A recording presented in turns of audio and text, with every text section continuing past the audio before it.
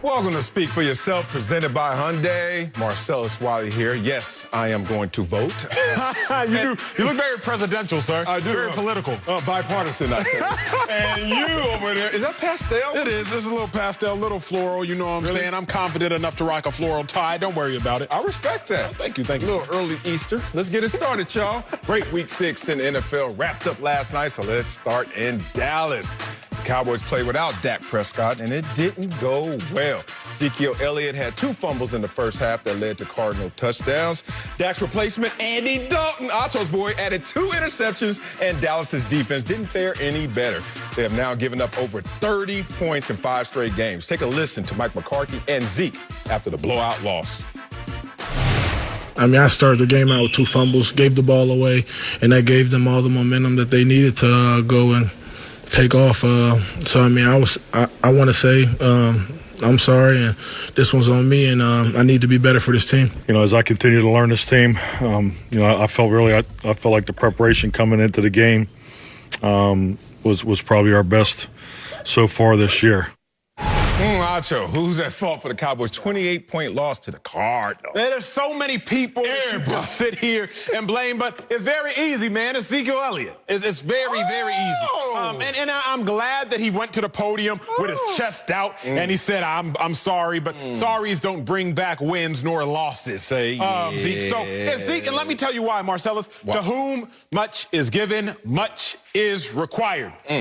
Zeke, you were given a lot as far as draft status. You were given a ton as far as money capital. Much is required from you. Zeke, I not only need you to be the best player, you surely can't be an average player, but what you absolutely cannot do is be the worst player. Worse. And when you look at all the people who were to blame in this Cowboys game, Zeke was the worst player on offense. Literally. And my biggest issue, Marcellus, is I hate when players like, you hold out for all your bread. Do that. I'm a co-sign you getting your bread now. Eat.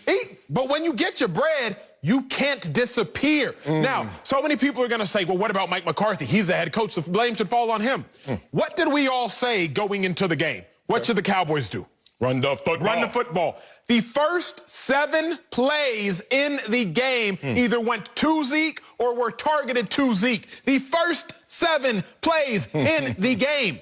11 of the first 14 plays for the Cowboys either went to Zeke or were targeted to Zeke. 2 of the first 14 ended in fumbles. The only reason they stopped feeding Zeke was because he fumbled his way to the bench. Stop dropping the spoon. So off my first layer, it's unequivocally beyond the shadow of a doubt. If you have to put it on one person, you got to put it on Zeke.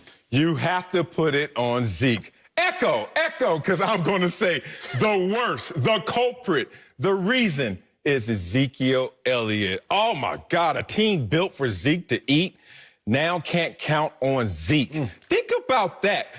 One play can change a game. You know how we saw a pick 6 in Tampa Bay, Green Bay game when they were down 10-0. All of a sudden, that game changed completely. The complexion of it changed. We saw 38 points unanswered by a team that was down 10-0. One play can change the game. How about 2 plays? How about consecutive fumbles, Zeke? That changed this game. Zeke has now lost 4 fumbles in these 6 games, more than all the top 10 rushers in the NFL combined. Zeke, my people out there in Dallas, I still got some people out there in Dallas, a little property out there, you know what I'm saying, because I played in Dallas, a little cup of coffee.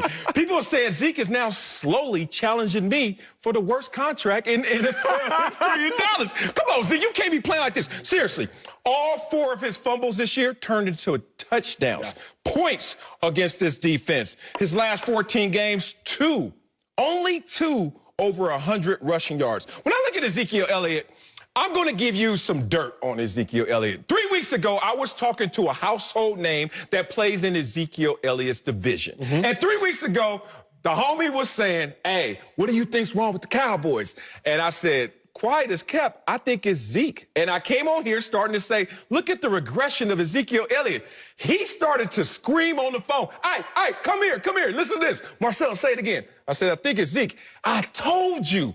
It is now widespread knowledge amongst those active players that Ezekiel Elliott has lost something off his fastball. Now, when you look at Ezekiel Elliott, you still say, hey, feed Zeke.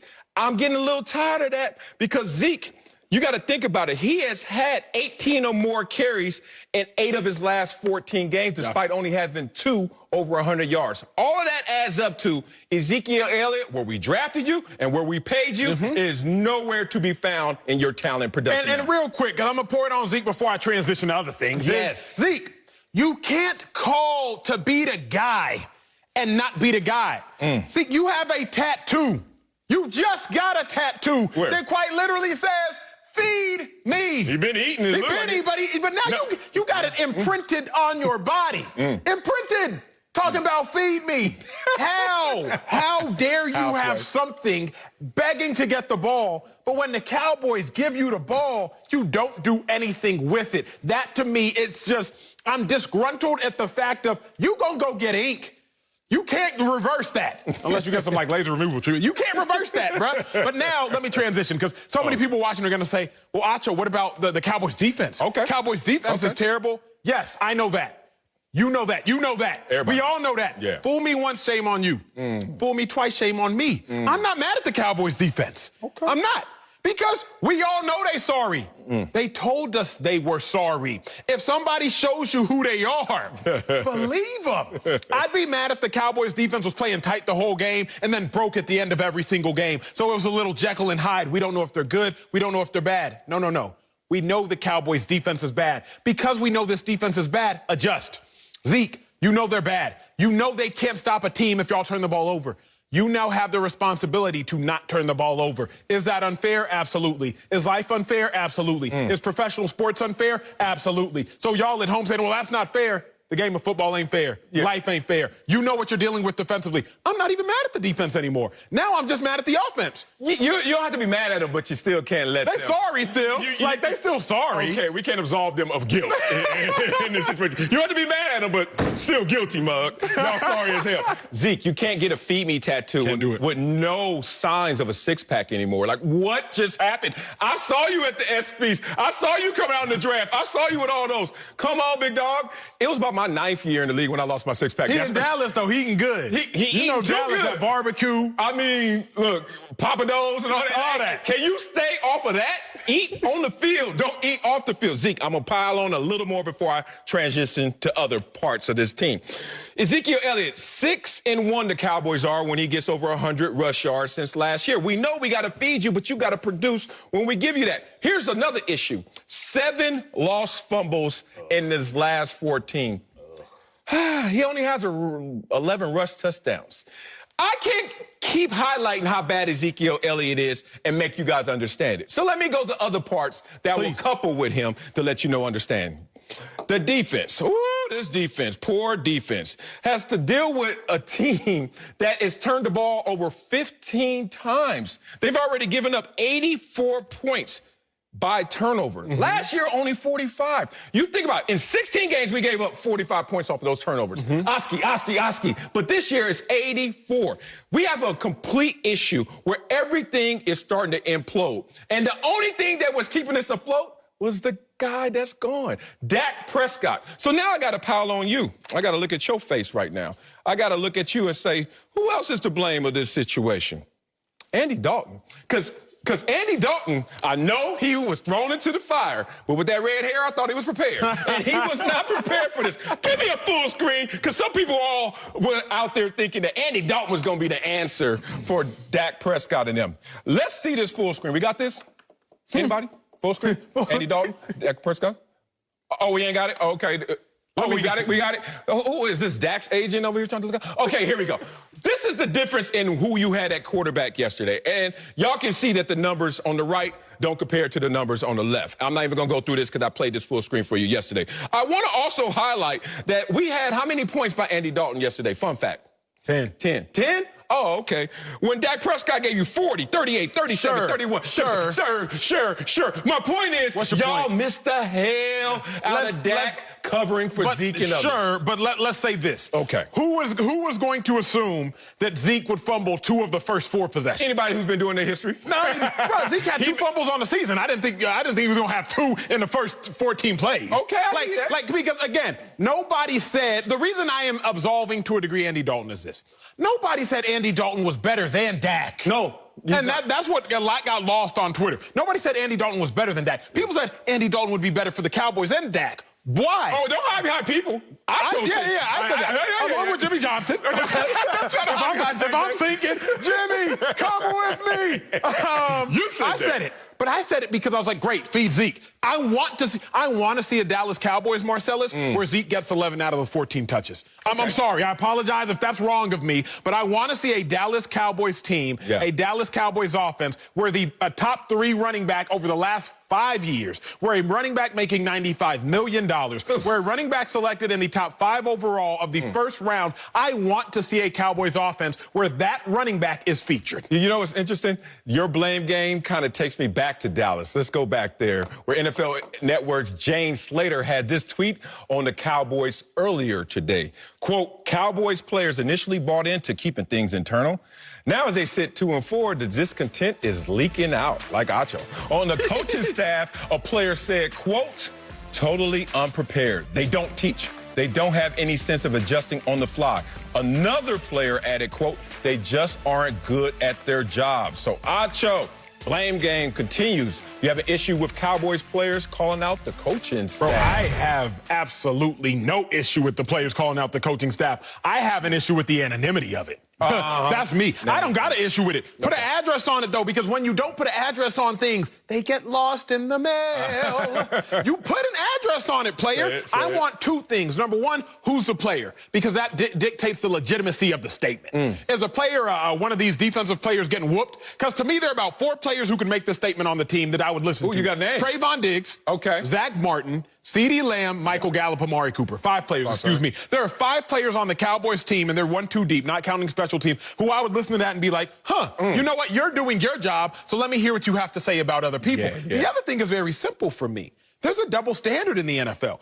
Coaches call out players all of the time. And we don't bat an eye. Man, we got to be better at this position. Got to be better in the kicking game. Got to be better at this. Got to be better at that. So when a player wants to call out a coach, I'm of the new school. I'm not of the old school. I'm of the new school where I'm like, everybody can get it. Worst case scenario, you put your name on it, you say who it is, they cut you, and you wind up on a better team. So I have no issue, Marcellus, with a player calling out the coach. I have an issue with the anonymity of it. I hate this all around. I hate that the player didn't put his name on it. I hate that the player didn't say who he's talking about. There are a lot of coaches around. Yes. You know what yes. You talking about the assistant linebacker coach? Yes. You talking about the assistant strength coach? All of that. Who are you talking about? Because I want to know that. I want this to have a direct focus so it can have a direct impact.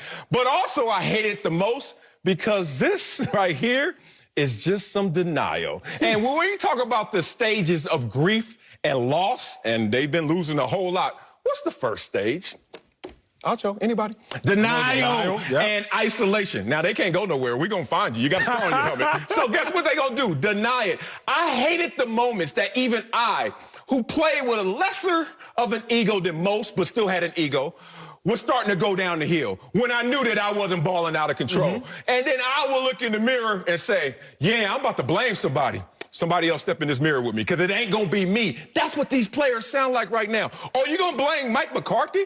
You really going to blame Mike McCarthy? Mike McCarthy, the same coach who has a Super Bowl championship. What player on this team going to sit there with their ring and say, I fight back at you? Oh, you going to blame Mike Nolan, defensive coordinator. Oh, really? The same defensive coordinator who had top 10 defenses in 1, 2, 3, 4, 5 different organizations. It's been a while. I don't give a damn how long it's been. He has that equity. What player on this team right now that's playing well has that same equity? Let me tell you why I vehemently disagree with you in this regard. I vehemently disagree with you because don't come here with your past success, particularly if it's been a decade ago, and then try to throw your past success around to make me act like, oh, I should just sit here and reference you because what you have done in your previous life. Let me tell you my point here. Okay. Mike McCarthy McCarthy, outside of, like I've said, outside of Rodgers and outside of Favre, he has a 35% winning percentage, .354. Only 19 other NFL coaches in history have that bad a winning percentage. One of the other 19, defensive coordinator, Mike Nolan. So if I'm a Cowboys player, I'm sitting here like, wait a second. If you ain't got 2 Hall of Fame quarterbacks, you're not even average. Wow. You're one of the 20 worst coaches of all time. Now, sure, you can say, well, Phil Jackson, he had Jordan, and Brady, he had Belichick. But even when Belichick didn't have Brady, he was still competent in the last 2 decades. How many Super Bowls he won without Brady? He was, I'm not asking McCarthy to win a Super Bowl. You're asking him to win? I'm asking McCarthy to not be 1-3. Okay. I'm asking McCarthy to not get embarrassed by the Arizona Cardinals. You ready? I'm asking Mike Nolan to not give up a historical amount of yards on defense. I'm not even asking them to win a Super Bowl. So I'm not mad at them for calling out these coaches. Don't talk to me about what Mike McCarthy did in 2011 with the Packers in 2010. Oh, don't talk about that? What has Mike McCarthy done lately? He got fired in Green Bay, and then he went on sabbatical, and he went and he sought, and he hid himself in a valley, and he studied analytics. Analytics ain't showing up. So if I'm a player, I understand the frustration. You know what's funny? Everyone who wins a championship says they want to win it in part because you can't take it away. But then somebody comes up here by the name of Emmanuel Acho with his pastel tie will sit there and try his damnedest to take it away. Oh, interesting. I never won a championship, so I'm not in that conversation. But I'm just letting you know that's what they're going to fight back with. And Phil Jackson, he didn't just have Jordan. He had Kobe. He had so Shaq. what's Phil Jackson's record without Jordan and Kobe? Like he just did to Mike McCarthy with Aaron Rodgers and Brett Favre. Oh, same. Definitely not the same. Definitely not the same. Actually, it's zero because he never coached without them boys. He ain't stupid. Here's the thing about it. Mike McCarthy went to Green Bay first year. What was that team before? 4-12. What was the year when he got them?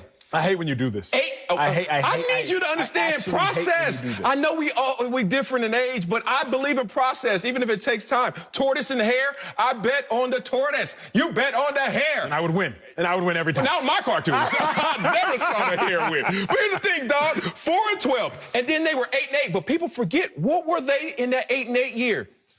2-4. Exactly the same place. 8-8 will win this division. Give me some. Of course. I'm not done. Of course. And then if you respect the process as the tortoise could do, guess what they were the next year? 13-3 NFC Championship game. Respect process. Can we have a real conversation, Sel? Because you're being an imposter for the sake of the camera. You know what? I should have known. I should have known. When you lose an argument, you an imposter. You got your political tie on, so you out here politicizing. I should have known, America. The man came out here in his blue and his red, and I should have known you was gonna try to lie to me like a politician. Gentlemen, countrymen, lend me your ear. Lend me your ears. Lend me yours, big bro. Right. It's not just how you lose. You know that. It's not just who you lose to. It is how you lose, excuse me. The Cowboys, if you lose to the Cardinals, I'm not mad. If you lose to Cardinals, I'm not mad, but you can't get embarrassed 38-10 at home. You can't give up 69-yard touchdown runs when the Cardinals are trying to milk the clock. Cowboys, you can't. That's real. Like Cowboys, if you beat the Falcons, I'm happy. But you can't beat the Falcons because of a lucky onside kick and the Falcons being terrible. It's not just how you win. It's not just who you beat. It's how you win. It's not just who you lose to. It is how you lose. I'm mad at Mike McCarthy and this coaching staff for how they perform. If you didn't know any better, I would let you slide. But you know far greater even than to sit here and say that Mike McCarthy is building. They're not building anything right now. This is not looking like something that is being built. This is something that is being torn down. Oh, look here. Is that their starting quarterback out there? It's not. Yo boy, Andy Dalton, red rifle, shooting blanks. Is that okay? It's not. So almost I want to give him a mulligan going forward. I tried to tell you this before yesterday's game, but you want to go out there and be with a quarterback that sustains everything instead of enhances everything like Dak Prescott. I have a question for you, Acho. You played a lot of football in your life. Y'all talking to Mr. All-State linebacker right here. Went to UT. Hook 'em horns. Boy, you a beast. Get to the point. Are they getting out-schemed or are they getting outplayed? Guess what? Being real, and you've been on this show, and I've seen it, watching that video screen, showed me low light after low light. Jalen Smith, what are you doing attacking the wrong guy? Jalen Smith, why are you walking on this play? They're not getting out-schemed as much as they're getting out. That's hard. That's a hard statement, sir. I would say both. Can a coach make you stop fumbling? No. You know what a coach can do? He can highlight to you the consequences and importance of holding on to that ball. But Ezekiel Elliott's on his own once he stepped between the white lines. How can I coach that? How can I coach the fact that, hey, Gallup, don't drop the ball? Let me ask you this. Let's talk ball. Let's talk ball. I love this.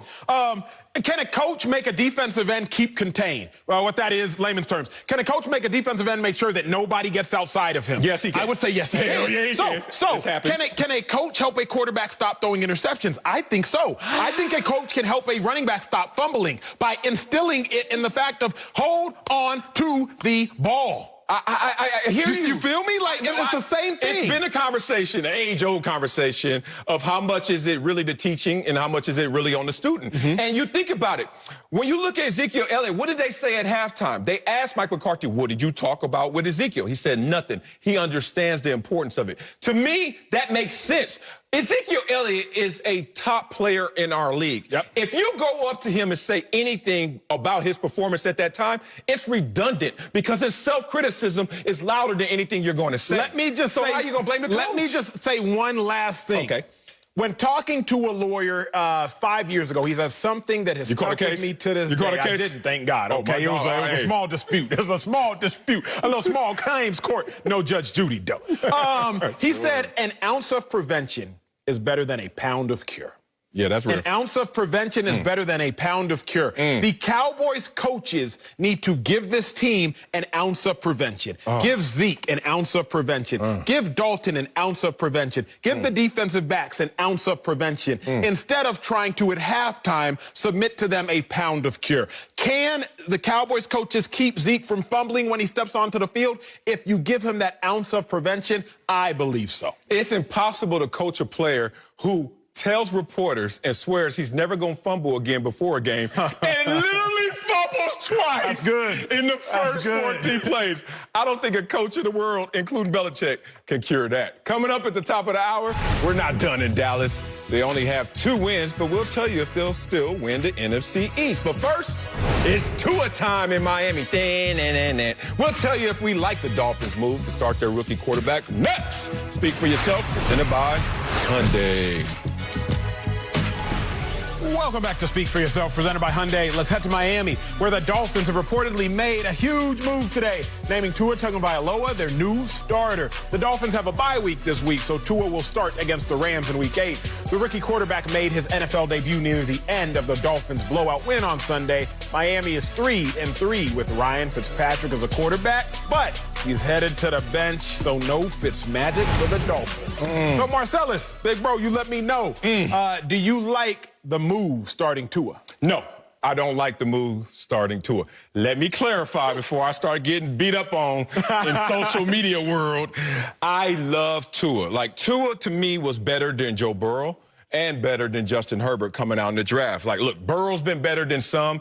Herbert's been better than many, and Tua could be better than a lot more. However, I hate the timing of this move is why I don't like this move. Think about who the Miami Dolphins are right now. You have Ryan Fitzpatrick, who knows what his role is. It's just to be a stopgap player. Until Tua's ready, we're going to put him out there. Ryan Fitzpatrick, hold down the fort. However, is this the time to do that right now? Your last 2 wins, 67-17. You went out to San Francisco and spanked the 49ers 43-17. You backed that up with a 24-donut shutout of the New York Jets. And now's the time to tell the team, you know what? Tua's ready. To me, if I'm one of the other 51 guys on that team, not named Tua, not named Fitzpatrick, I'm sitting there saying, wait a minute. In this winning culture, this is the time you will insert someone who you don't know is ready for this moment. Think about how you're sacrificing 51 others for just these 2 guys in this relationship. What if Tua goes out there, no one's thinking about this or saying this, and actually struggles, actually fails? And you had a team that was rolling. A team was feeling itself. And all of a sudden, you put in a guy. Not only do you mess with the confidence of Tua, whatever that means, he can shake it off. But more importantly, there are 51 other guys saying, what are we in this for if while we're winning in these moments, you want to stop it, interrupt the groove? I wouldn't do it. I disagree with you because I like the move. The reason I like the move is there's no better time than right now. Really? If the only time, Marcellus, where Tua would get this much preparation for a game is week 1 of the 2021 season. I like that. The only time where Tua would get this much preparation for a game would be a whole year from now. So if you plan on playing Tua at all this season, this is the time to play Tua. Clearly, you plan on playing him this season because you drafted him in the top 10, in the top 5. I think we all love Ryan Fitzpatrick. Went to Harvard, scored a perfect Wonderlic score, whatever the case may be. Ivy League guy. I get all that. That's cute. Let's not act like Ryan Fitzpatrick is Brett Favre. No. And you have Aaron Rodgers sitting. Let's not act like Ryan Fitzpatrick is Joe Montana. Like, Ryan Fitzpatrick has 10 touchdowns, 7 interceptions. He's played well. But let's look at what he's done. Ryan Fitzpatrick lost to the Patriots, a playoff team. Lost to the Bills, a playoff team. Lost to the Seahawks, a playoff team. He beat the Jaguars, a team with quarterback ambiguity. He beat the 49ers, a team without a starting quarterback. Remember, Jimmy G came in and got benched. But he played. He did play. And they made him get benched. But he beats the 49ers and he beats the Jets. As I look at it, come on now, he beats the Jets. So you and I could have lined up on that field and probably contributed. Not right now, though. Not right now. I say this to say, Ryan Fitzpatrick, they're sitting at 3-3, second in the AFC East. Kudos to him. But if you're ever going to play Tua, now is the time to play Tua. You're not going to lose significant games, if any games, by playing Tua. And furthermore, even if you do, it's the price you pay for Tua. Like, you know, you might take a quick step back to jump leaps and bounds forward. I have no issue with it. I have an issue because you keep focusing in just on the quarterback. But as we learned yesterday with Andy Dalton being inserted because of Dak's injury, it's the surrounding parts that matter as much as who you're putting in there. Tua, his eye's going to be this big when he gets out there. I don't give a damn how good you were in college. And now you go out there behind the 26th ranked pass-blocking offensive line in the NFL. Now, most people will look at this team and say, oh, they only sacked Fitzpatrick 10 times. So what do you mean about the offensive line? I give you this example. Dak Prescott in his 5 games only was sacked 10 times. But he was able to hide the issues with their offensive line to a degree because of his veteran savvy and his ability to move around in the pocket, not just escape the pocket. So Dak Prescott gets sacked 10 times in 5 starts. And then Andy Dalton goes out there, offensive line, and gets sacked 4 times without their best pass rusher in Chandler Jones. So now I look at this situation in Miami, I'm like, look, rookie, understand I've been covering up some warts out here. And it's not because I'm better than you, it's just because I'm more experienced than you. So these things will be coming at you fast. I just think it's a bad time. Instead of wait till next year, give them the offseason, a real offseason, not a Zoom offseason, a real training camp, a real OTA session. I don't know what the hip's going to do, but behind a porous offensive line with a bad hip, with big bubble eyes, because this is your first game playing, and you actually are playing for some stakes, may be disastrous. Here's my counter to that argument, because I've heard that a lot and I've seen it a lot on Twitter. The Dolphins can't wait for their offensive line to get better to play Tua. Offensive line takes years to build. Cowboys had the best offensive line for about 5-6 years because they committed their first-round picks for several years to drafting offensive line. Give you that. So I understand that argument of the Dolphins' offensive line is terrible, but they're not going to be better tomorrow, might not be better next year, might not be better in 2 years. You can't wait until this is fixed to now play Tua. The other thing is, Marcellus, do the Dolphins just want to be average? And I submit that they don't. You can play Fitzpatrick this whole season. Right now you're 3-3. You'll likely go 8-8, 7-9, 9-7. The Dolphins aren't playing for that. If I am one of the other 51 guys in the locker room, not named Tua, not named Fitzpatrick, I don't just want to be average. And so I would rather take the chance to be great and maybe be sorry as opposed to just being average. Again, I live the casino life, so I speak in casino terms. How much money you lose? Bruh, what they say, scared money don't do what? It don't make no money. Scared money don't make no money. Ryan Fitzpatrick is playing with scared money. And you can play with scared money at the casino, and you'll be up about $100 after an hour, down $100 an hour. But if you go into that joint and say, you know what? Scared money don't make no money. Let's go to the high limit tables and pop. Then you might be up about 10 bands in 5 minutes. Or you might be up about 10 bands. And you're the one helping build new casinos, and that's what usually happens. Here's the thing. If I'm on a team, be real. If you're a Miami Dolphin, first of all, applause, no state tax. Second of all, applause again, you live in Miami. Damn, you never lose a game, even if you, those 3 hours, put them to the side, you're in Miami. Here's the real, 67-17, I keep bringing that up because timing matters. It seems like this team is figuring it out. It's finding itself. And if I'm finding myself, why would you now want to disturb this groove? Don't disturb this groove. Why would you disturb the groove that we have just found to put Tua out there? Imagine, be real, Acho. You've been balling the last couple of weeks. Y'all 3-3. So you're like, hey, we second in this division. We got a chance. And then Tua goes out there and does what rookies do. Struggle. And not struggle, scruggle. And then you're sitting there like, why we do this? And then that affects your performance or affects the ethos. And then you're looking at Fitzpatrick. He's like, hey, my job was to hand the baton off smoothly. I did my part. What happens to the winning culture in terms of instilling that when guys are sitting there second-guessing the decision if Tua struggles? That's a good point. But what I will say is this. Fitzpatrick never beat Marcellus teams that they were supposed to lose to. Fitzpatrick just didn't lose. 49ers? 49ers without Jimmy G or 49ers with half. 49ers with the half Jimmy G. I don't think. I mean, remember, the Eagles beat the Niners. Right? So, like, and I love the Eagles. No disrespect. But Fitzpatrick never beat a team that the Dolphins were supposed to lose to. He just didn't lose to teams that the Dolphins were supposed to beat. Tua, the bar is low. Just don't lose to teams that you are supposed to beat, and you gonna be all right.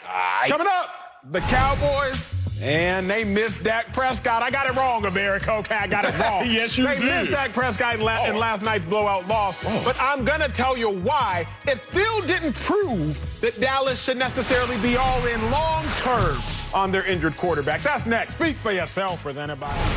Welcome back to Speak for Yourself. Let's head back to Dallas, who clearly missed Dak Prescott last night.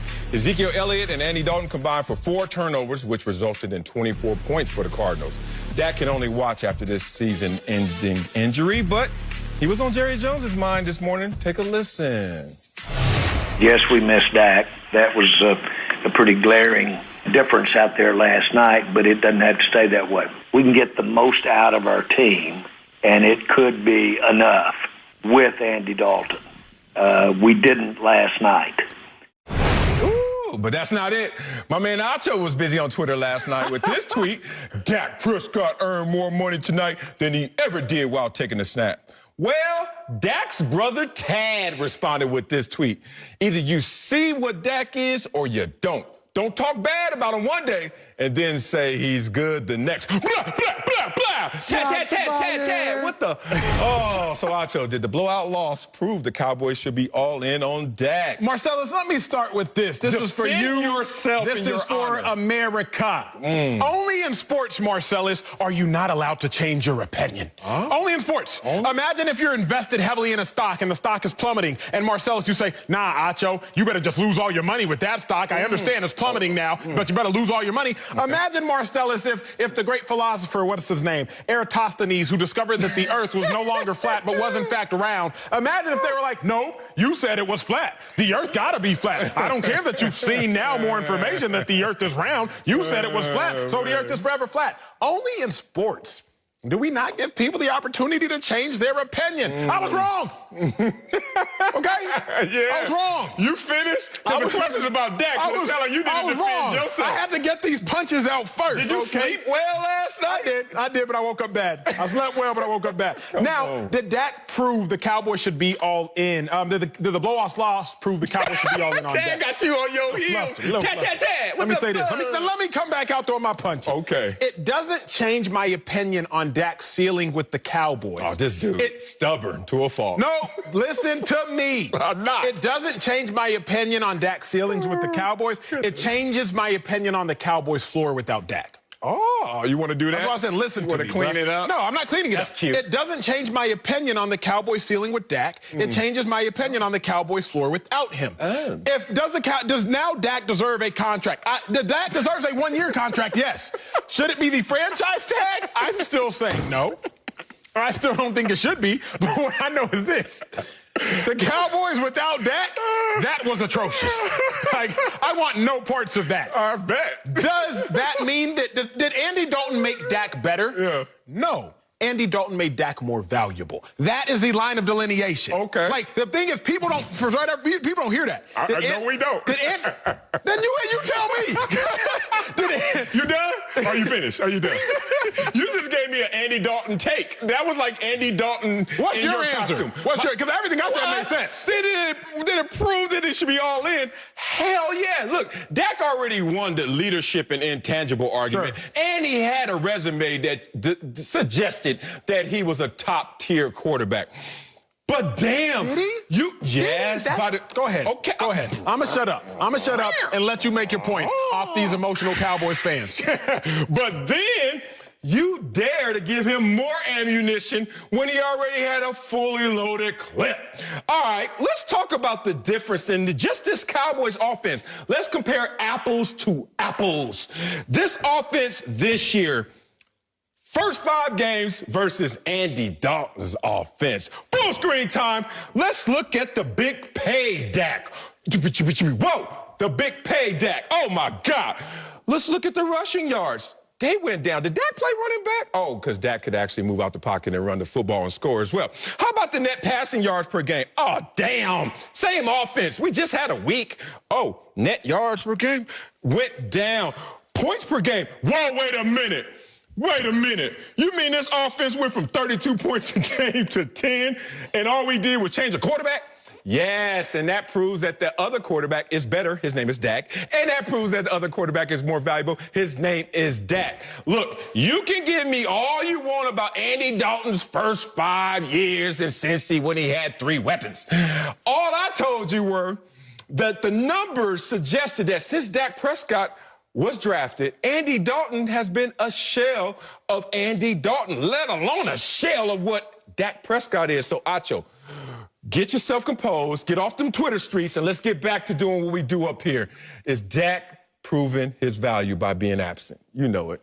No, what I know, here's what I know, bro. Don't be soft tone. No, here's what I know. Don't get soft tone. I'm not. What I know is this. Dak Prescott is now more valuable to the Cowboys. But Andy Dalton did not make Dak's record go from 7-11 in the last 18 games to 18-0.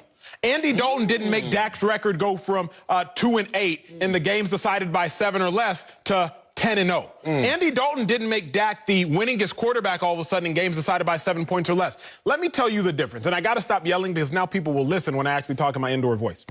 There's a difference, Marcellus, psychologically between internal goals and external goals. Oh. What you're speaking of is internal goals. You were comparing Dak Prescott against the Cowboys. You were comparing the Cowboys against the Cowboys. I am comparing the Cowboys against the rest of the NFL. When you're working out, I remember working out in Philly in the weight room, and they would always be like, hey, Acho, you got to be better than your former self. You got to be better than your former self. That's real. I would say, man, that's cute, but that's not real.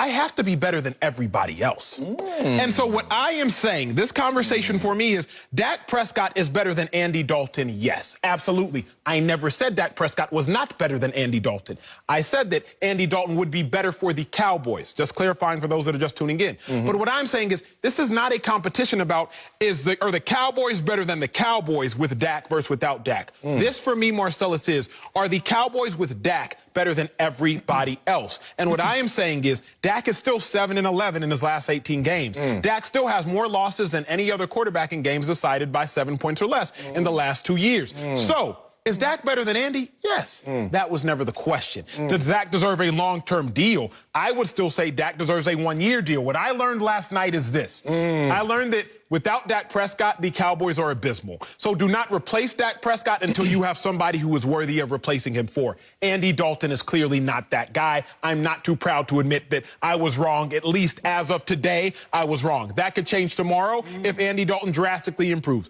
As it stands right now, I was wrong. Man, I wish I was one of those veterans in that Philadelphia weight room with you who was trying to get through to Acho. But I can tell you got older brothers because you don't go out without a fight.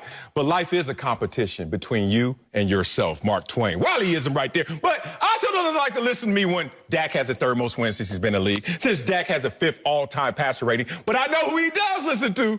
Let's bring in NFL analyst Bucky Brooks. So, Bucky, settle the score. Wipe that smile off your face, bud. The blowout I don't even want to see you right now. Prove the Cowboys should be all in on Dak. Put your gloves on, Acho. Hey, Marcellus, look, do not let Emmanuel Acho off the hook. He's over there waxing poetic. He changed his tone. He was like he had come to church. He was offering up everything. He was ready to give up his penance and everything. No, bruh. You were loud and wrong. So now we got to talk about it because you were loud and wrong the last time I came on. You, I think, led me to believe that Andy Dalton and Dak Prescott are basically the same guy. Yes. Because when Andy Dalton first got in the league, he had winning records and all this other stuff, and it was about the same. And if they want to be cheap and frugal, they should take Andy Dalton, and away they go. And I think what last night was, bruh, and I think you tweeted back at me because I saw you kind of offer up a mea culpa and say like, oh, maybe this proved that maybe Dak has made more money and all this other stuff. And then I was like, oh, look here. Look who's playing on Twitter trying to get on Dak's side. And look, I appreciate Dak Prescott's brother stepping up. But what Dak Prescott's brother did, he prevented me from getting my flowers today. I want my flowers today. Because what we saw, and I think we even heard it in the contrite voice that Jerry Jones uttered. He no longer can play that negotiating ploy that he wanted to play like, hey, I don't know, Dak. Andy Dalton is the same. What we heard was a guy who offered up contrition. Dak, we now realize you are holding this thing together. The fact that we were scoring 30 points plus in the last 4 games when you were there, that was all you. It wasn't everybody else. When you go away, we are really bad. Here's my problem. Here's Emmanuel Acho's words. I want to make sure I quote Acho right. We sorry, bruh, when we don't have Dak Prescott at quarterback. No. We sorry. Here is the problem, Bucky. Comparison is the thief of joy, but also comparison appears to be lending joy. For whatever reason, you said, Bucky, that Dak, we didn't realize you were holding this thing together. Holding what together? The Cowboys were 1-3 with Dak. Like, all of a sudden we have revisionist history. Because the Cowboys look terrible without Dalton, all of a sudden, did the Cowboys win the Super Bowl the last 3 years? Did I miss something? I clearly must have missed where Dak is 16-0 in the last 16 games. Yes, the Cowboys were worse with Dalton, but the Cowboys were not great with Dak. It's not Dak's fault. I'm not saying it's Dak's fault. But let's not sit here and act like the Cowboys have won the last 10 Super Bowls with Dak, and all of a sudden with Dalton, they just were abysmal. The Cowboys with Dak were also struggling. Now, they had prettier losses, for whatever that's worth. They had beautiful losses. You know, they lost poetically, but they were still struggling. So, Bucky, when you say that Dak was holding this thing together, yeah. Holding what together? Holding that loss to the Browns together? Holding the loss to the Seahawks together? Holding the narrow win to the Giants together? Holding a come-from-behind win to a winless Falcons team together? Holding a team that had 2 wins against 2 1-5 teams together? What exactly was being held together? That's what I just don't get. You revisionists and you overly emotional fans. Get him, Bucky. I don't really get. Get him, Bucky. Oh, okay. I'm not going to be very emotional. I'm going to try and do what my mom used to always tell me to do when I go shopping. She used to always tell me, make sure you keep a receipt so they don't bring you. So I got receipts for your thing. I don't know how you want this, so we can do this either way. So with Dak Prescott, we've been contending that he should be a $40 million quarterback. So if we want to go off individual stats, I know, look, people want wins over stats, but let's just say this. Dak Prescott is averaging over 300 passing yards. He was on his way to throw for over 6,000 yards after almost throwing for 5,000 yards a year ago. But I know y'all say that doesn't matter. It's all about the wins, bro. So then we look at the wins. Since he stepped into the lineup, Dak Prescott is tied for the 3rd most wins with 42. He started 69 games. The Dallas Cowboys, when Dak Prescott has been there, they've won 2 division titles. Like, I know we talk about they haven't won the Super Bowl, but now when I look at this team, my gosh, Dak Prescott was saving the day. He's Superman. He's everything to this squad. And look, I know we had talked about, hey, let's feed Zeke. Zeke is our best player. And I used to be in that camp. But now I'm looking at Zeke. Zeke is just giving games away. He is just out here just passing out fumbles like it's Halloween. We're just giving out trick-or-treat candy. Everybody has some. Everybody's happy. And I think what we've learned, and I'm so glad that you're contrite and you're apologetic and you're ready to come back to the fold. You now understand the error of your ways. You now see that Dak Prescott is not only the franchise quarterback, but as I said, he is holding this thing together. Because without him, They sorry, bro. And with him, they're still back. Man, hey, Dak has hit the lotto, mailbox money, sitting at home, foot elevated, getting paid, mailbox money, residual income. Thank you, Andy Dalton, for showing everybody how valuable and how much better I am in this situation. Look how many warts Dak Prescott covered up. But you know, words sometimes can get lost. But when you see it illustrated through live video, live performances, then all of a sudden you start to understand. Let's look at a little of this video right here. You see Andy Dalton. That ain't Dak Prescott. Oh, look at the tornado coming.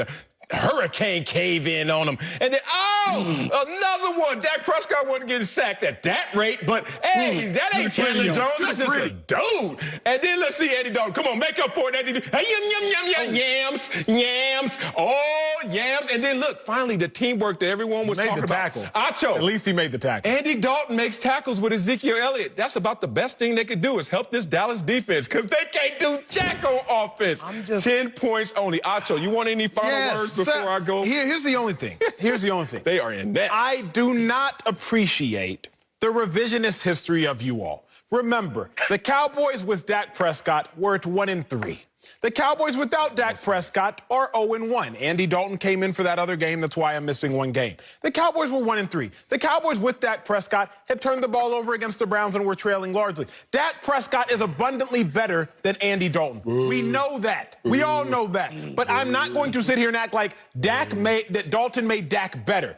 Dalton made Dak more valuable. Dalton did not make Dak better. Wow, you just got semanticified up here. Okay, keep preaching as long as you can try. I mean, that was cute because now we're going to go outside of the Cowboys because now we want to talk about others outside the family. So let's see, who can we compare him to? Let's compare him to some people in his draft class. So that would be Jared Goff and Carson Wentz. Carson Wentz is in that division. Carson Wentz got his money. But when we look at the two players, Acho, you really going to take Carson Wentz over Dak Prescott based on what we've seen? The Eagles have made the playoffs. The Eagles have made the playoffs 3 times and have won a Super Bowl since Carson Wentz has been in the league. They have made the playoffs, but you know who starts at quarterback when they play in the playoffs? Nick Foles. You asked me the question, I gave you an answer. You want your flowers? Here. I have a floral tie. You want your flowers, Bucky? America, here. Oh, I got to get out of this now. Ding, ding, ding, ding, ding. Take my floral tie, Bucky. Take my floral tie. Lopez. Stay off of Lomachenko. Coming up, Bill Belichick's Patriots are struggling while the Bucs are thriving. We'll tell you if it proves that Tom Brady deserves the credit for New England's dynasty. Next, speak for yourself. Lopez versus Loma over here. Welcome back to Speak for Yourself. We got to head to New England, where the Patriots are now 2-3 after losing to the Broncos Sunday. New England is struggling, while Tom Brady's Bucs, well, they're 4-2 and coming off a blowout win against the Packers. At this point last year with Brady, the Patriots led the NFL in scoring at nearly 32 points per game. But right now, they're a measly 25th. Bucky Brooks is back with us, unfortunately. But Marcellus. Yes, sir. Are Belichick's struggles proof that Brady deserves the credit for Patriots dynasty? No, it's not proof at all because Tom Brady left because he knew that the Patriots were sorry and that they were going to struggle. So now I ain't going to give you no points for that.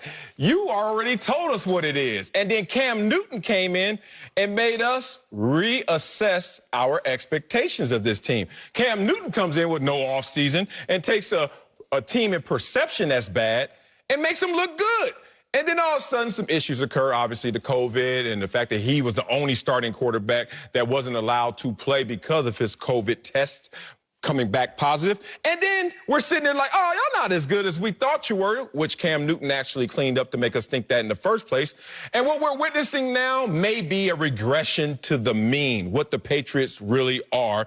That's why Tom Brady left. All that said, it's too early in this divorce proceeding to talk about who's winning. Like, they still going through the process. And already we talking about, girl, did you see him out? You see who he was with? Oh, no, you see that last win? Oh, like, right now it is too early to make the score on who's going to win this. And trust me, because of longevity, Belichick's going to ultimately win this, even if Tom Brady has early success. So no, Tom Brady told us already when he left New England that New England wasn't supposed to be good. I'm not putting that and giving them credit for that. Big bro, I think you way off on this one, but you happen to do that a lot. The Patriots were 2-3. When was the last time they were 2-3? Let me Check my 2001. When Tom Brady came in to save the day, replacing Drew Bledsoe, and they go to the Super Bowl. Tom Brady's record in 2001, 11-3. Yes, the Patriots go 19 seasons, and they are now 2-3 again. What is happening? Tom Brady is not there. There's 2 decades worth of a sample size to show you that when Tom Brady is not at the helm, the Patriots are 2-3. Tom Brady's at the helm for 19 years, 9 Super Bowls, 6 Super Bowl victories. Tom Brady departs, the Patriots are once again 2-3. This is the easiest question we'll have all day, which by the end of this segment, you will be convinced. The only other thing, Marcellus, which makes this abundantly clear that Tom Brady deserves more credit, in NFL history, we have not seen a perfect offensive game. I say perfect to say this. Yeah. The Bucs had a game with no sacks, no offensive penalties, and no turnovers. That hasn't happened for the Bucs in their history. Tom Brady comes in at quarterback, and they play a game with no sacks, no offensive penalties, no offensive turnovers. 2 of those 3 categories are explicitly because of Tom Brady. Tom Brady's the only person who touches the ball every single time. For those 2 primary reasons, it's clear as day that Tom Brady actually should deserve more credit than Bill Belichick as it stands right now. I mean, I like that. I mean, Tom Brady deserves some credit. I mean, he was the quarterback. He was the starting quarterback on the team that was coached by Bill Belichick, who also has those 6 rings. And I've also seen Bill Belichick take Matt Castle and go 11-5 with the team that Tom Brady was on and got hurt, and they continue to win. Now, here's what we'll say, because it's so early in the season. The New England Patriots are 2-3. They are transitioning from a team that was a pass-first team to being a run-first team. They are transitioning to learning how to play with Cam Newton. Oh, by the way, they had a COVID issue that prevented them from getting on the practice field. But no excuses. Right now, they're a sub-500 team. The one area that is really hurting them is not really the offense. The defense hasn't played the way that they normally have played. And even though they had a great effort against the Denver Broncos where they held them to 6 field goals, it's still not playing the championship level defense. But as we know from the Patriots will typically figure it out near the end of the season. And the way that division is going with the Buffalo Bills coming back to the pack, the Miami Dolphins sitting at 3-3, the New England Patriots are going to be there. And so we can dance on their grave and act like, oh, the wicked witch is dead. But the Patriots will be there in the end. And oh, by the way, I think what Tom Brady did to the Bucs is he basically took the Patriot way and showed them how to be disciplined and detailed, and maybe that's why they're winning. So maybe he took the notes that he got from Bill Belichick in those meetings and passed them over to Bruce Arians, and that's why they had that perfect game that you were talking about with the 0 penalties and all that. Bucky, I think you just dug your own grave because, Bucky, if the Patriot way can get on a plane and travel, see, if the Patriot way can get on a plane and travel to Tampa Bay, then maybe it was the Tom Brady way, and the Patriot way just sounded better. Because the New England Patriots, Bucky Brooks, clearly weren't as disciplined last game. Definitely not with the football, I can promise you that. The New England Patriots, from a penalty perspective, weren't as disciplined last game. So maybe, just maybe, Bucky Brooks, if the Patriot way traveled to Tampa Bay, then maybe it was the Brady way.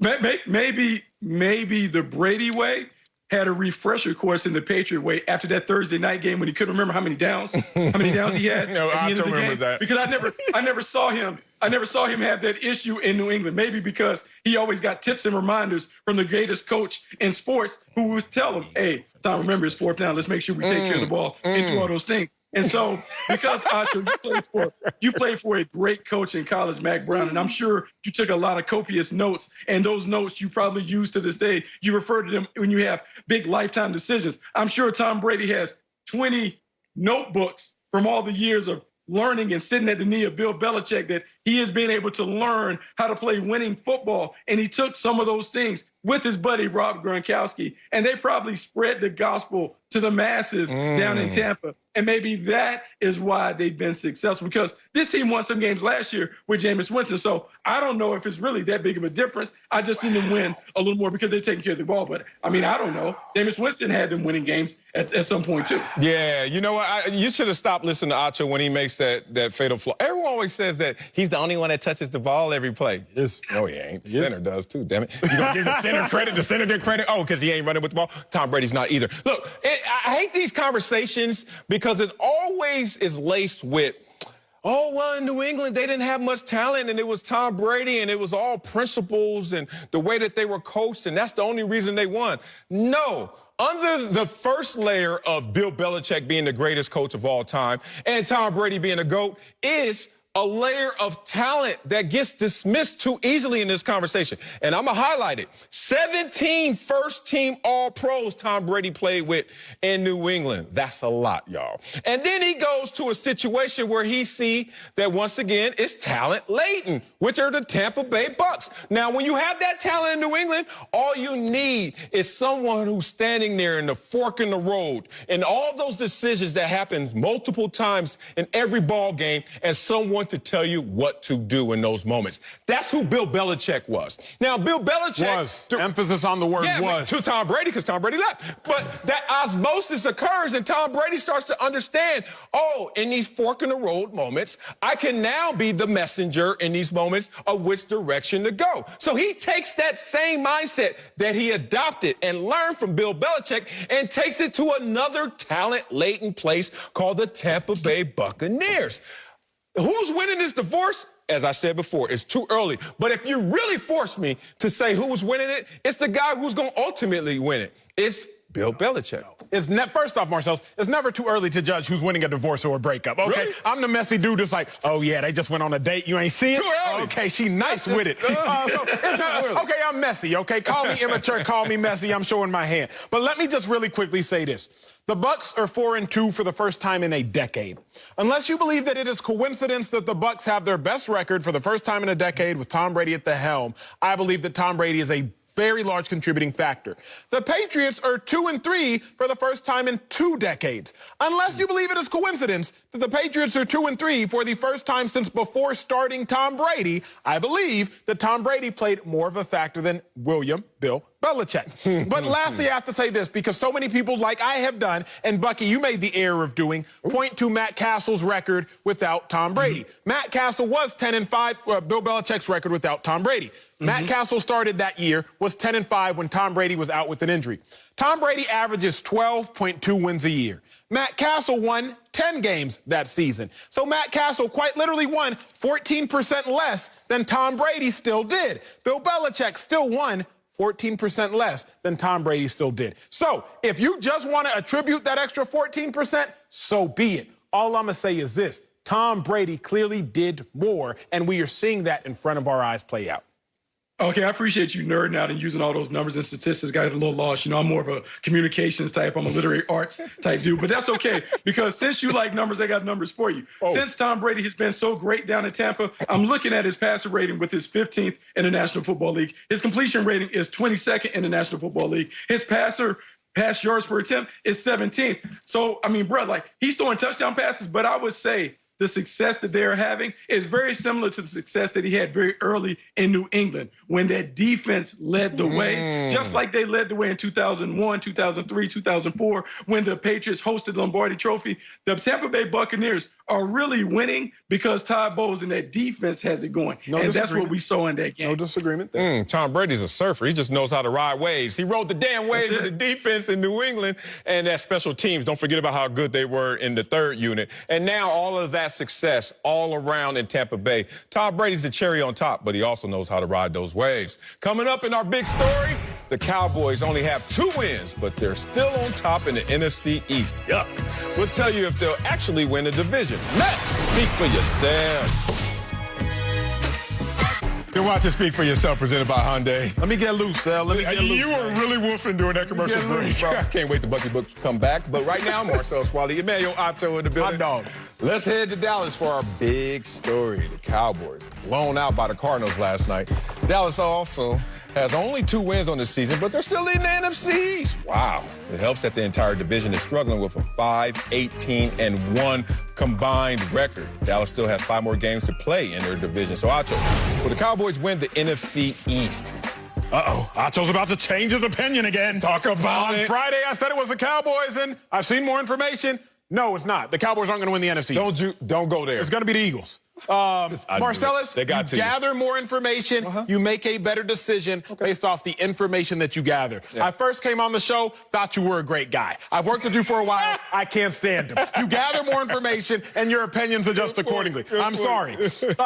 You can't watch that Cowboys loss to the Cardinals, watch the Eagles loss to the Ravens, and think those two teams are the same. No, they're not. You can't. Yeah, the Cowboys are better. You're no, right. and there's honestly no. You can't. I can't even be facetious and joke with you that the Cowboys are better because when I watched that game, I was disgusted at how bad they were, and I have no dog in the fight. I just like quality football. And when the Cardinals scored a 69-yard touchdown run when they were trying to run out the clock, I had a visceral reaction of disgust, just as a former defensive NFL player who was like, "What in God's name is this?" Yeah, I'll give you some of I that. can't watch both those teams and think that they are cut from the same cloth.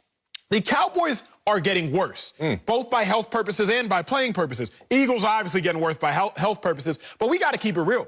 The Eagles have actually played 2 winning performances the last 2 Sundays. Did they win? What's the 2? problem? They win them? They played against 2 of the top 5 teams in the NFL. You played an undefeated Steelers team and a Ravens team that has 1 loss to the Kansas City Chiefs. So the Eagles actually played winning football these last 2 weeks. They just lost. The Cowboys played losing football and lost. Maybe it's semantics. To me, there's a difference as an analyst and a former athlete. The last thing on my first lap is very simple. Former athlete now. The Eagles and the Cowboys are both stranded in the middle of the ocean. Let's be real. Like, they stranded. They're both stuck in an abyss of sorriness. The Eagles and Cowboys are stuck in an abyss of sorriness. The difference is the Eagles have a life raft. The Coast Guard is coming for them. Oh, really? Deshaun Jackson, Alshon Jeffrey, first-round pick Jalen Reagor. The Cowboys, as I see it, they are stuck with no imminent relief. Tyron Smith, back out. Leighton Vander Esch, he played last night, so you can't look forward to him coming back. The Cowboys have no imminent relief. The Eagles, although they are also stuck in their abyss of sorriness, at least they have relief coming. That's how I see it. That's how you see it? Okay, this is how I see it. 1, the Cowboys are going to win this division. 2, I love the fact that you just, like me, New York and Washington, bye-bye. Whatever y'all want to do, don't try to enter this conversation of winning this division. As sorry as this division is, y'all sorrier than that. Okay, so now there's only a 2-horse conversation. Absolutely. And one of those horses is about to turn into some glue, and it's the Philadelphia Eagles. You know why? Why? Because y'all don't even have an understanding of who's your quarterback. Oh, are we now hearing conversation out of Philadelphia that, yeah, we should play Jalen Hurts a little more under center at the quarterback position. Let him run the ball, also throw the ball. Why? Because we're looking for a spark. Wow, the team that you said walks into the locker room every single game except one and says, hey, guys, we put up a winning effort, but lost. Now they feel great about themselves versus a team that is learning themselves and learning their new staff on the fly. Continuity in Philadelphia, and these are the remains and results. You get happy and hype over being down 16 points in the 4th quarter when Lamar Jackson and those guys looking like Odell, taking off their cleats, taking off their shoulder pads, game over. Oh, Carson Wentz want to come out here and pad his stats, even though we know he's about to get benched soon, and then save the day. Oh, he didn't save the day. But he has Acho thinking, a team that has that continuity, playing winning football, is still behind the Cowboys, who can't even get anything right. I saw the Cowboys at their lowest moment last night. No Dak Prescott, Andy Dalton looking a mess, and Ezekiel Elliott looking a mess, and the defense looking like it always looks, a mess. And they're still in first place, so there's no way you can tell me that some energy, some inertia is going to come from the Eagles when they don't even know who their quarterback is, and it's all of a sudden going to surpass the Cowboys. You said a couple things that were unfactual. Amazing. You said a couple fallacies there. The Cowboys' lowest point, I wasn't last night. What was it? It was giving up 49 points to the Cleveland Browns. Like, you gave up a historical amount of points to a historically bad team. Just one loss, though. I would say, of course. But I would also say this, and I don't think you can disagree. That wasn't a blowout like You can play winning football and lose, and you can play losing football and win. Yeah, I've been there. Hell yeah. Busted on the beat, bro. You can play winning football and lose, and you can play losing football and win. What's the Eagles? The last 2 games, the Eagles have played winning football and lost. You scored 28 points against the Ravens team. The only team that has scored more than 20 points against the Ravens, the Kansas City Chiefs. They had 12 in the 4th quarter, though. You scored 20. Okay. You scored 29 points against the Steelers team. Okay. The only team to score more than 21 points against the Steelers was the Eagles. I don't have a nugget for that one. The Eagles have played winning football, and they have lost. Yes. The Cowboys, Marcellus, both their wins, they've played losing football. And this is genuinely not semantics. Against the Falcons, the Cowboys played a losing football game. Okay. Against the Giants, the Cowboys played a losing football game, at least while Dak Prescott was on the field. When Andy Dalton came in, I would argue, especially in that last game-winning touchdown drive, that was winning football for that last quarter or so. But against the Giants, the Cowboys played losing football and won. Okay. So if you can play losing football and win, and you can play winning football and lose, I am just personally going to bet on the team that plays winning football. I am going to bet on the team that does it right. Let me ask you this, and I'm going to be done right here. Swat that fly out. Get that fly out of here. Because you over here saying some bull. Let me say this. What? You know this because you know track and field. In track and field, oftentimes, you can run a great race and still lose. Hell yeah. And your coach is going to say, hey, do the same thing again. Eventually, you're going to win. The difference is that's what the Eagles are doing. They are running good races, and they are losing. Yeah. Give me the team that is going to run a good race, a anatomically sound race, and lose, because eventually that's going to turn. No, but eventually it is. No, you know why? Because track and field coach ain't going to say, oh, run the same race, you'll win. Unless that guy who beat you is not in that race, you're going to lose again. So what he says is, run faster, fool. If you run faster, you'll win. But if you don't, you can't give me the same thing. You can't beat the Eagles who give me the same thing. Scoring is up in the NFL. Not up with the Eagles. 29, 28, 25, 23, 19, 17. With continuity versus the Cowboys. 40, 38, 37, 31. Now, here's the problem. They don't have that same quarterback. But here's the good thing. Andy Dalton can't play worse than that. He can't. He cannot play worse than that. So I'm looking at the Cowboys like they're in such a bad circumstance and situation in terms of that division. It's so porous. It's so bad that even having a little looks like a lot. The Cowboys are hood rich. Gator boots. Hey, ain't got much, but I'm still suave. Like, they are looking around like, we ain't got that much, but we got more than all the rest of these teams. So in a world where you're trying to keep up with the Joneses, I'm sorry, the Cowboys are the Joneses. Philadelphia's in trouble. I don't see enough ammunition. Guys may come back, but then the problem is you still got the same sorry quarterback that you have to rely on. That's fair. Can you ride us out with Gator boots, though? You see, I skipped a couple of them words. Coming up, Cam Newton has had an up and down year in New England. We'll tell you if teams will be lining up to sign him this offseason. Next, Speak for Yourself, presented by Hyundai.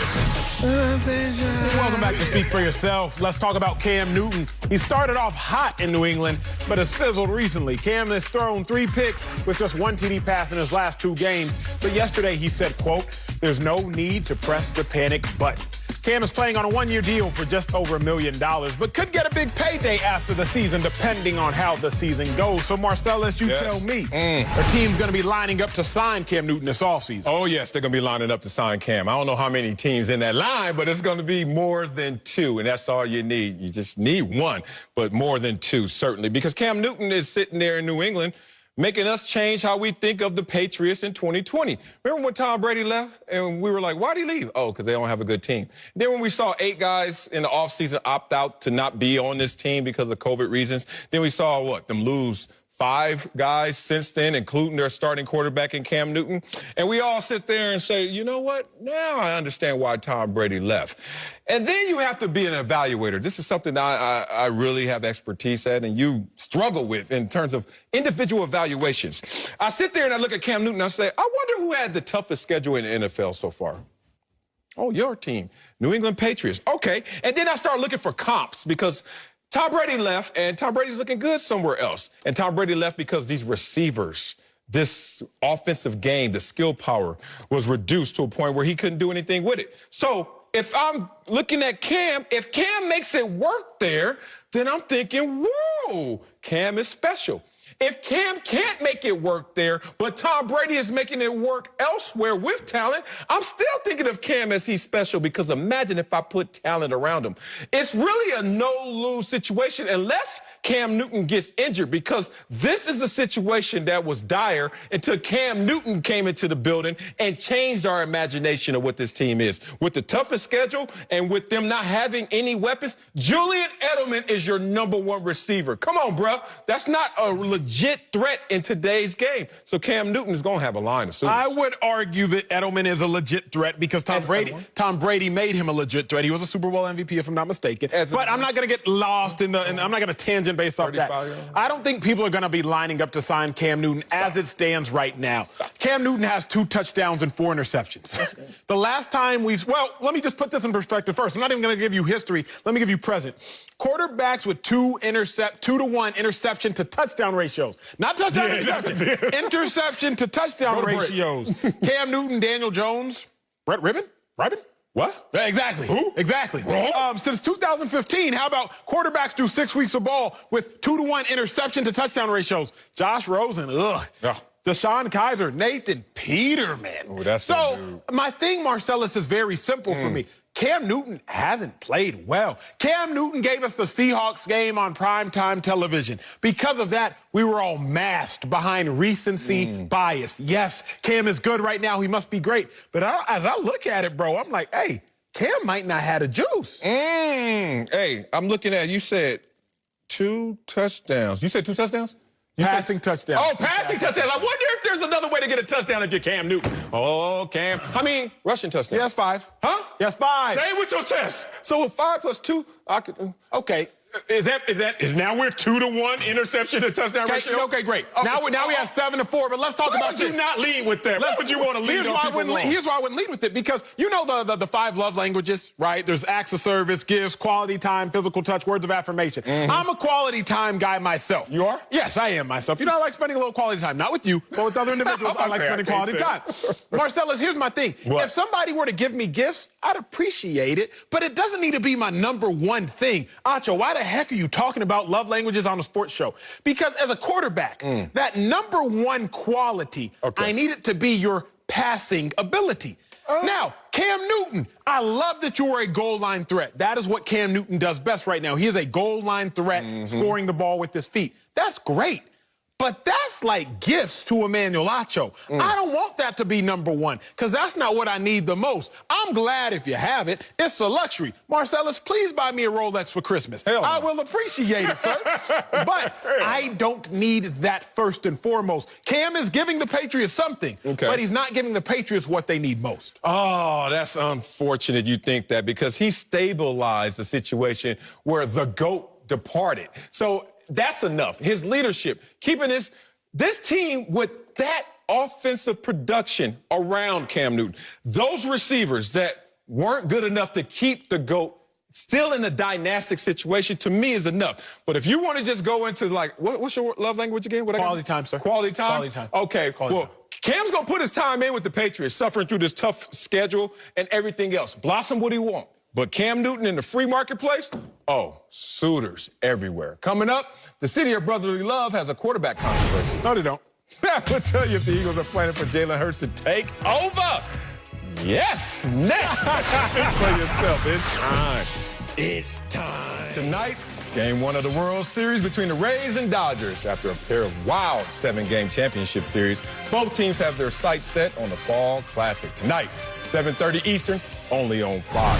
Clayton Kershaw gets to start tonight for my Dodgers, taking on a hungry Tampa Bay team looking for their first World Series title in franchise history.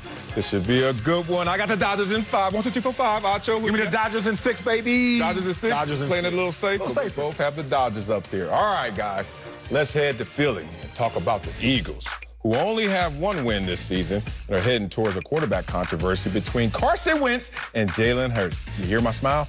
The Eagles rookie gave the offense a spark in the second quarter of Sunday's loss, and Doug Peterson said that he could see Hurts having a bigger role. Listen, Nacho. I think it's something that we've got to continue to explore. It does give us the ability to run the football with him. So he's like another, I don't want to say he's another running back, but he's a quarterback that can run the zone read, plays from the quarterback position. So it's something that we're definitely going to continue to explore each week. If it's conducive, it has been successful for us, and I could see things, continuing, each week that way.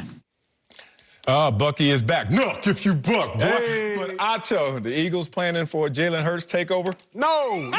You heard Doug Peterson say it himself, Marcel. He said, he's like another running back.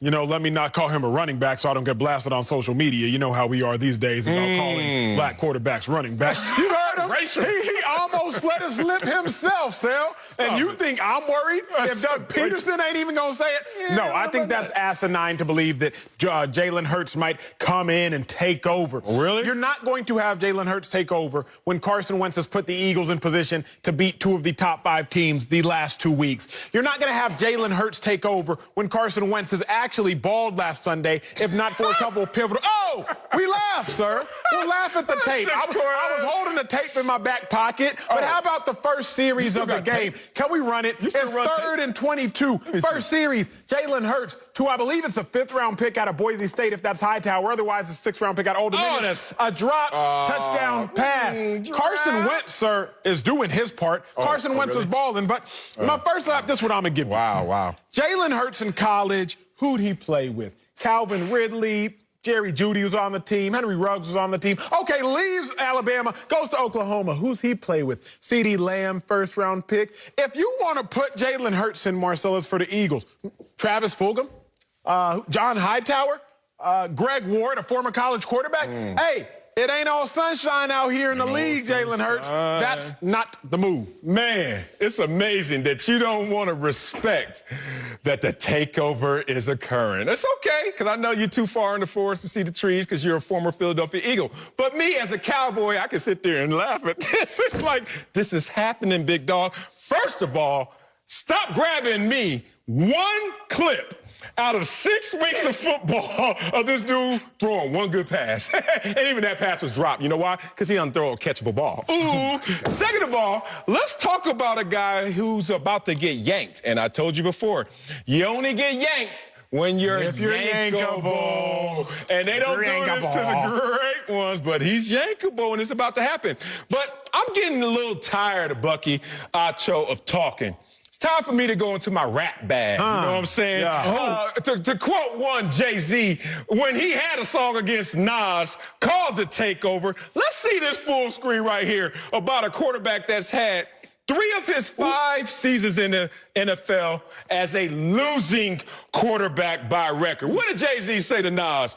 He looking at these seasons, said 4 of them albums in 10 years, homie, I could divide 1 every 2. 2 of them things is due. Actually, for Carson, there's 3 of them things is due. One is he went 9-7, and the other is 2017.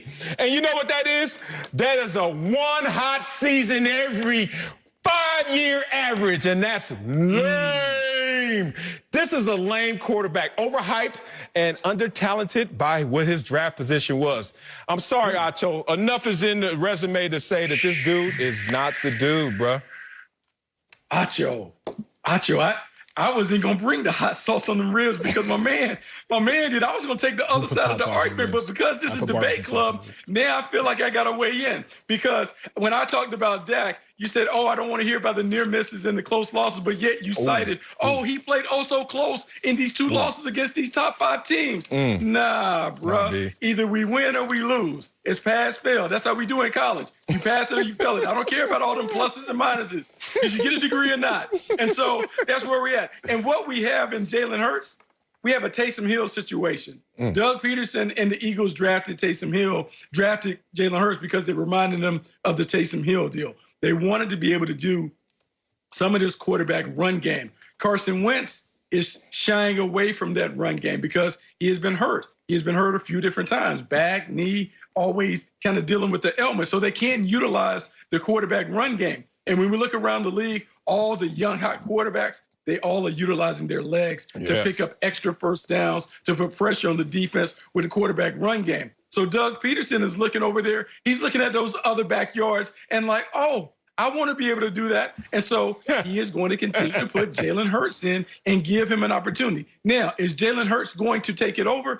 No, he's not going to take it over. But the door is cracked as long as Carson Wentz keeps tallying up these L's on his ledger.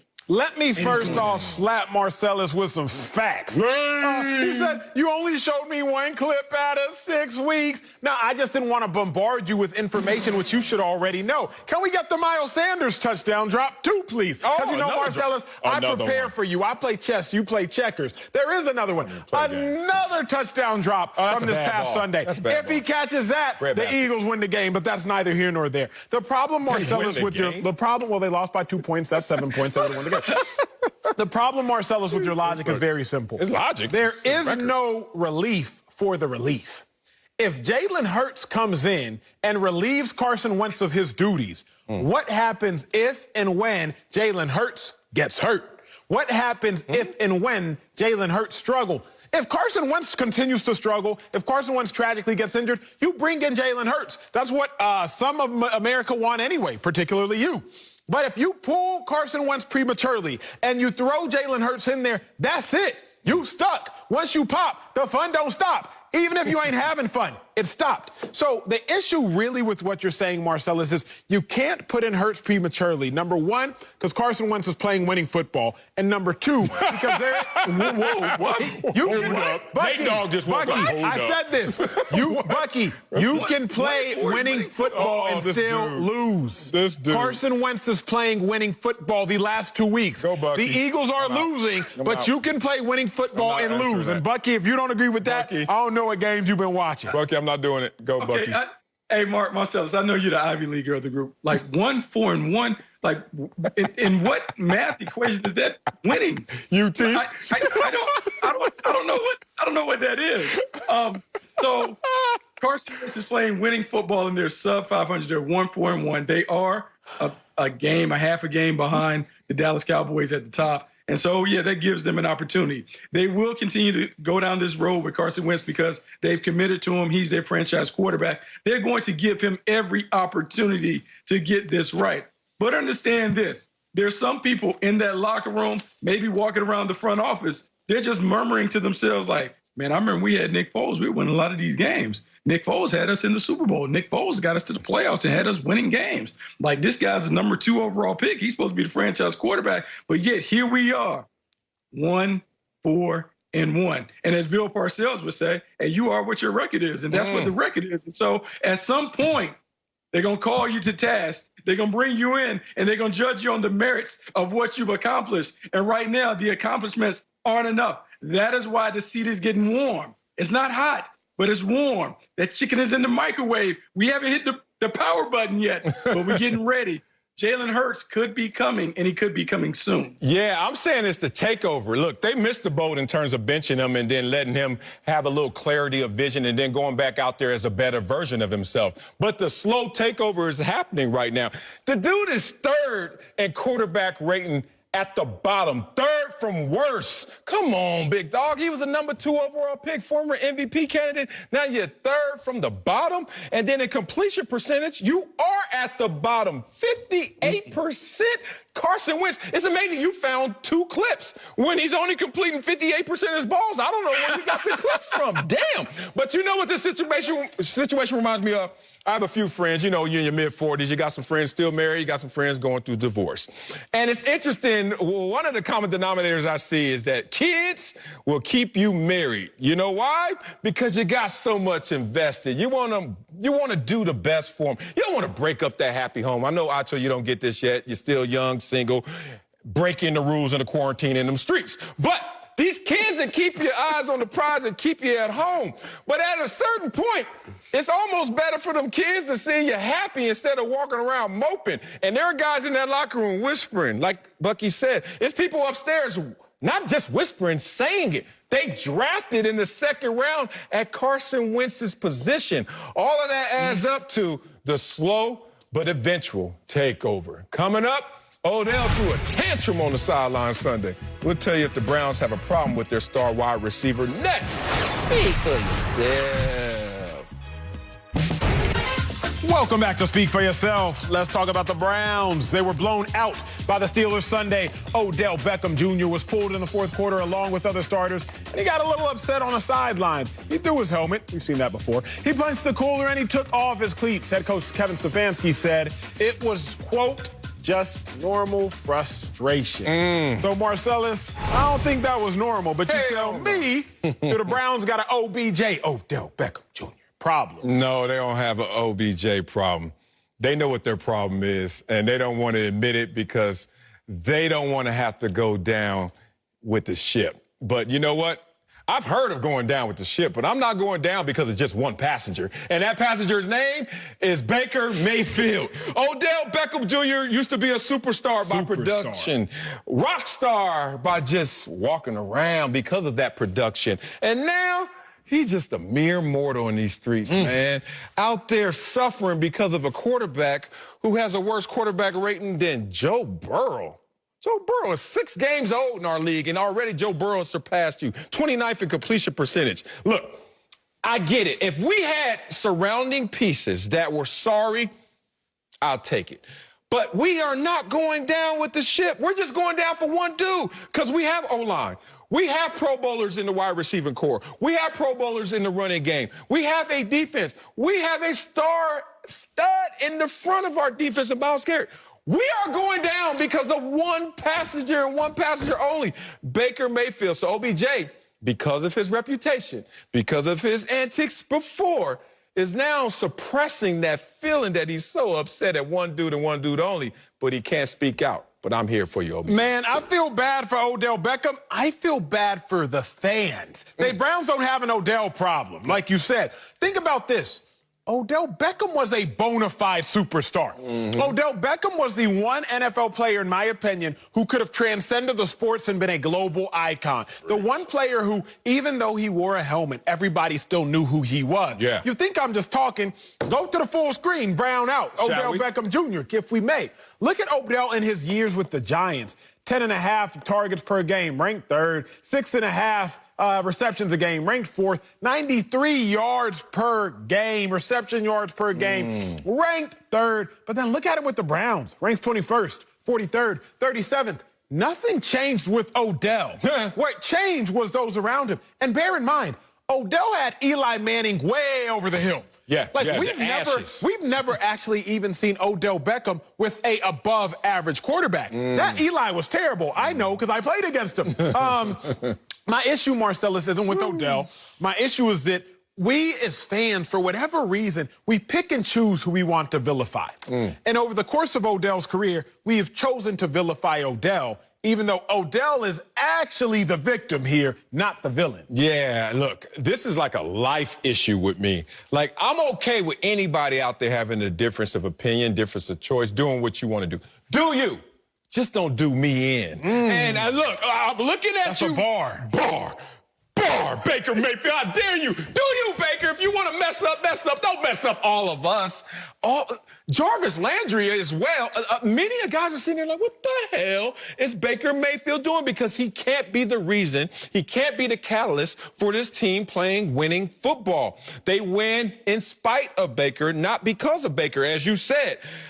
He had Eli Manning and was a rock star. He like, Baker, give me anything to work with and everything will be fine. But it's amazing that Baker is in this protected space just because of investment.